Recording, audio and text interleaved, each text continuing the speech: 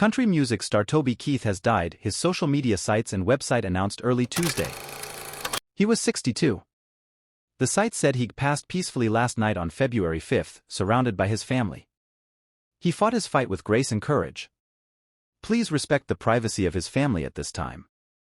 Keith announced in June 2022 that he'd been undergoing treatment for stomach cancer since the previous fall. The multi-platinum selling singer-songwriter tweeted at the time that he'd had surgery and chemotherapy and radiation in the prior 6 months. "So far, so good," the Oklahoma native said. "I need time to breathe, recover and relax. I am looking forward to spending this time with my family. But I will see the fans sooner than later. I can't wait." Sometimes a polarizing figure in country music, the 6'4" Keith broke out in the country boom years of the 1990s, crafting an identity around his macho, pro-American swagger and writing songs that fans loved to hear.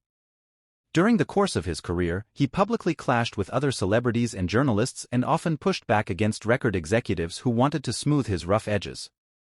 He was known for his overt patriotism on post-9/11 songs like Courtesy of the Red, White and Blue, and boisterous barroom tunes like I Love This Bar and A Red Solo Cup.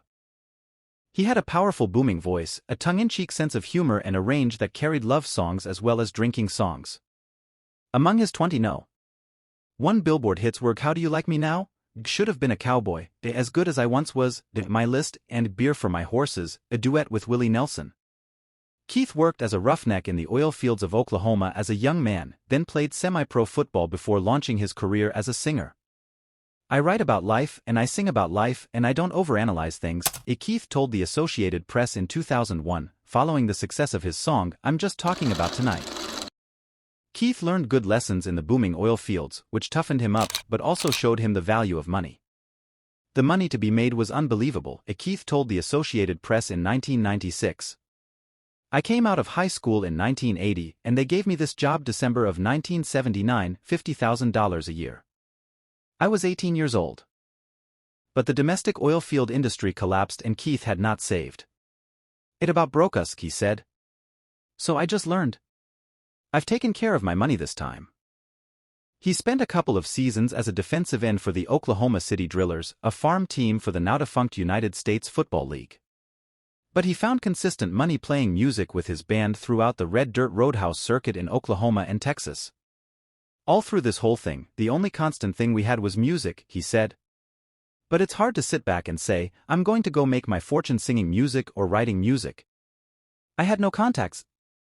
Eventually his path took him to Nashville, where he attracted the interest of Mercury Records head Harold Shedd, who was best known as a producer for the hit group Alabama. Shedd brought him to Mercury, where he released his platinum debut record Toby Keith in 1993. Should Have Been a Cowboy, his breakout hit, was played 3 million times on radio stations, making it the most played country song of the 1990s. But the label's focus on global star Shania Twain overshadowed the rest of the roster and Keith felt the executives were trying to push him in a pop direction. "They were trying to get me to compromise, and I was living a miserable existence," Keith told the AP. "Everybody was trying to mold me into something I was not." After a series of albums that produced hits like Who's That Man? And the cover of Sting's I'm So Happy I Can't Stop Crying, Keith moved to DreamWorks Records in 1999. That's when his multi-week How Do You Like Me Now? Took off and became his first song to cross over to top 40 charts. In 2001, he won Male Vocalist of the Year and Album of the Year at the Academy of Country Music Awards, exclaiming from the stage, "I've waited a long time for this.